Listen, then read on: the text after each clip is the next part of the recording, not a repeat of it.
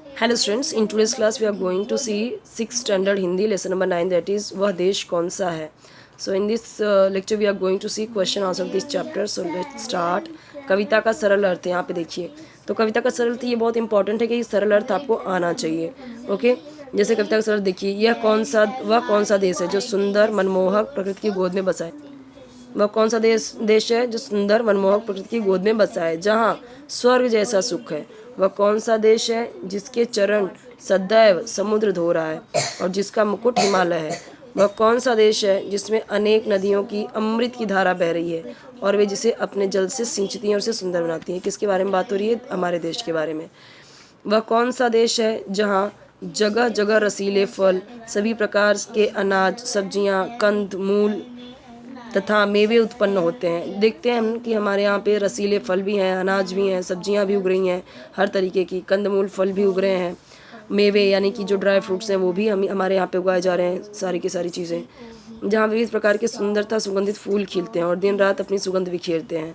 वह कौन सा देश है जहाँ मैदानों, पर्वतों तथा वनों में हरियाली लहराती है तथा जहाँ हर जगह आनंद ही आनंद है. वह कौन सा देश है जिसकी पृथ्वी विभिन्न प्रकार के खनिजों से, खनिज यानी मिनरल्स से भरपूर है, जो संसार के सभी देशों में सर्वोत्तम है यानी सबसे उत्तम, सबसे अच्छा है.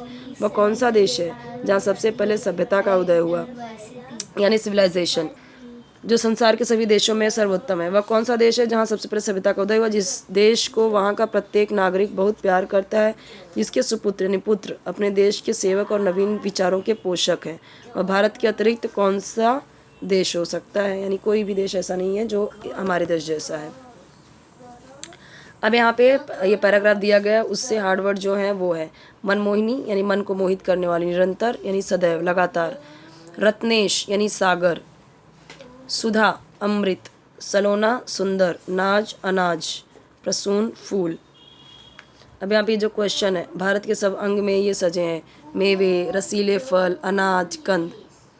समुद्र भारत की किस दिशा में है? तो समुद्र भारत की दक्षिण दिशा में है. ये सबको. भारत का मुकुट हिमालय किस दिशा में है? तो ये उत्तर दिशा में है. नदियों को सुधा की धारा क्यों कहा गया है? नदियों का पानी संपूर्ण देश को सींच रहा है, इसलिए उसे सुधा की धारा कहा गया है. सुधा की धारा, धरती, सुधा यानी वसुधा. निम्नलिखित शब्दों के विलोम शब्द लिखो. तो सुख दुख, स्वर्ग नरक, सुगंध दुर्गंध, दिन रात. पद्यांश की प्रथम 4 पंक्तियों का सरल अर्थ लिखो. तो देखो, वह कौन सा देश है जो सुंदर मनमोहक प्रकृति की गोद में बसा है. तो पद्यांश की प्रथम स्टार्टिंग की 4 पंक्तियों का सरल अर्थ लिखो. तो यहाँ पे अभी क्या बोला गया है? मनमोहिनी प्रकृति की, वहाँ से जो 4 लाइन है उसका आपको सरल अर्थ लिखना है. तो उसी का सरल अर्थ यहाँ पे दिया गया है. अब एक पैराग्राफ यहाँ पे सेकंड दिया गया है, मैदान गिरी वनों में. तो यहाँ से लेके ये वाला यहाँ तक. फिर अनंत यानी जिसका कभी अंत न हो, शिरोमण यानी श्रेष्ठ, नवक्रांति यानी नवीन विचार, नए विचार, श्रेष्ठ यानी जो सबसे श्रेष्ठ है, महान है, अच्छा है. हरियालियाँ यहाँ लहराती हैं. कहाँ पे? गिरी में यानी पहाड़ों पे, मैदानों में, वनों में. हरियालियाँ यहाँ लहराती हैं. अच्छा, यहाँ पे आ गया, देखो आंसर यहाँ पे भी है, यहाँ पे भी है. ये गलती से यहाँ पे दिया है, आंसर इधर है, मतलब दोनों ही सही है. निम्नलिखित पद्यांश की पंक्तियों को सही क्रम में लिखो. तो अभी देखो यहाँ पे ये जो 4 लाइन दिया हुआ है तो उसे आपको सीक्वेंस में करना है. तो 1 ये है, 2 ये है, 3 ये है, 4 ये है. निम्नलिखित कथन को के सामने सही गलत बनाना है. भारत में सभ्यता का उदय बहुत बाद में हुआ, सबसे गलत है ये, सबसे पहले हुआ. यहाँ की भूमि विभिन्न प्रकार के खनिजों से भरपूर है, सही है. भारत के नागरिक नवीन विचारों को पसंद नहीं करते हैं, इसलिए रॉन्ग है. हमारा देश संसार के सभी देशों में सर्वोत्तम है, सही है. निम्नलिखित शब्दों के समान अर्थ वाले शब्द लिखो. तो गिरी पर्वत, वन विपिन, संसार दुनिया, धरती भूमि. पद्यांश की अंतिम 4 पंक्तियों का सरल अर्थ लिखो. अभी जो पद्यांश हमने देखा था, जो जिस पैराग्राफ से है, उसकी ही 4 लाइन लिखनी है आपको, सरल अर्थ. तो यहाँ पे देखिए, वह कौन सा देश है जहाँ सबसे पहले सभ्यता का उदय हुआ यानी सभ्यता का विकास हुआ, जिस देश को वहाँ का प्रत्येक नागरिक बहुत प्यार करता है, जिसके सुपुत्र अपने देश के सेवक और नवीन विचारों के पोषक हैं, वह भारत के अतिरिक्त और कौन सा देश हो सकता है?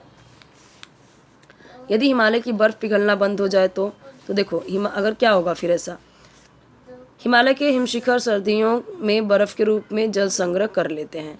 जब गर्मियों में हर तरफ पानी की कमी हो जाती है, तब यही बर्फ़ पिघलकर नदी नालों के द्वारा करोड़ों करोड़ों जीवों की प्यास बुझाती है। यदि हिमालय की बर्फ़ पिघलना बंद हो जाए तो यह व्यवस्था बिगड़ जाएगी। एक एक कर धीरे धीरे सभी नदियाँ सूख जाएंगी, जीव जंतुओं, कृषि आदि को जल प्राप्त नहीं होगा, समुद्र का जल स्तर घट जाएगा, वर्षा चक्र भी प्रभावित होगा, धीरे धीरे सारी सृष्टि ही समाप्त हो जाएंगी। सृष्टि यानी पूरा ये जो ब्रह्मांड है, पूरी सृष्टि, ब्रह्मांड नहीं, जो सृष्टि, जो दुनिया है हमारी, ठीक है। और फिर जल स्तर यानी वाटर लेवल, जो पानी का स्तर है, पानी का जो लेवल है, घट जाएगा वो। जीव जंतुओं पता ही है, कृषि यानी खेती, और यहाँ पे क्या बोला है, वर्षा चक्र यानी जो वाटर साइकिल होता है, जो बारिश होती है, वर्षा चक्र, जो बारिश आती है टाइम टू टाइम, वो भी नहीं होगा, मतलब टाइम से नहीं होगा। और जल संग्रह यानी जल को संग्रह करना, एकत्र करना, पानी को इकट्ठा करना। हिम शिखर यानी हिम यानी बर्फ, शिखर बर्फ का शिखर जो होता है, बर्फ की चोटी, व्यवस्था पता ही है। और यहाँ पे प्रभावित यानी अफेक्टेड, समाप्त यानी खत्म, और कुछ भी हार्ड यहाँ पे नहीं लग रहा है। नेक्स्ट क्वेश्चन देखते हैं। छेलना क्रिया के सकर्मक, अकर्मक, संयुक्त, सहायक और प्रेरणार्थक रूपों को वाक्य में प्रयोग करो। क्या बोला गया है? खेलना। अब इसी को अकर्मक में, सकर्मक में, संयुक्त, सहायक, प्रेरणार्थक, इतने अलग अलग क्रियाओं में आपको प्रयोग करना है। तो जैसे नलीन अब मयंक छेलेगा, नलीन अब मयंक छेलेगा। अब ये खेलना को ही, ये जो खेलना है उसको ही कितने अलग अलग तरीके से बताया है, ठीक है। खेलना तो छेलेगा, ये अकर्मक है। नलीन अब मयंक छेलेगा, तो ये अकर्मक है, यानी बिना कर्म के। पल्लव क्रिकेट खेलता है, ये सकर्मक है, ठीक है। पल्लव क्रिकेट खेलता है, तो पल्लव क्या खेलता है? क्रिकेट। तो इसमें कर्म है ना, कर्ता क्रिया कर्म, तो इसमें हम क्या देख रहे हैं कि ये सकर्मक है, यानी कर्म के साथ में है। अब अगर इसमें देखें तो कर्म नहीं है। अब मयंक छेलेगा, मयंक छेलेगा क्या, लेकिन वो कुछ नहीं दिया गया, इसलिए इसमें बिना कर्म के, इसके लिए इसको अकर्मक बोलते हैं। अकर्मक यानी ऑब्जेक्ट नहीं है, ठीक है। अब बच्चे मैदान में खेल रहे हैं, बच्चे खेल रहे हैं, तो एक साथ में कई सारे लोगों की बात की गई है, संयुक्त में खेल रहे हैं। खेलना यहाँ पे क्या हो गया? संयुक्त हो गया, कोई एक के बारे में नहीं बोला जा रहा है, कई सारे लोग खेल रहे हैं, इसलिए संयुक्त, साथ में। पराग हॉकी खेल रहा है, तो पराग हॉकी खेल रहा है, यानी सहायक क्रिया हो गया। ये खेलना होता है ना, यहाँ पे सिर्फ खेलना, लेकिन रहा है भी ऐड हो गया।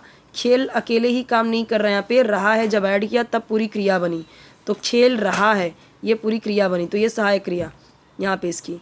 शिक्षिका बच्चों को फुटबॉल खिला रही हैं, तो अब खुद नहीं खेल रही हैं, कुछ नहीं है, मतलब खिला रही हैं, प्रेरणा है यहाँ पे कौन? शिक्षिका, वो खिलवा रही है ना, तो इसलिए ये प्रेरणार्थक हो गया। जब कोई एक इंसान दूसरे से कुछ करवा रहा है तो प्रेरणार्थक हो जाता है। ओके, सो आई होप कि आपको ये समझा होगा। नेक्स्ट में हम देखेंगे, नेक्स्ट इसका जो भी चैप्टर है आपका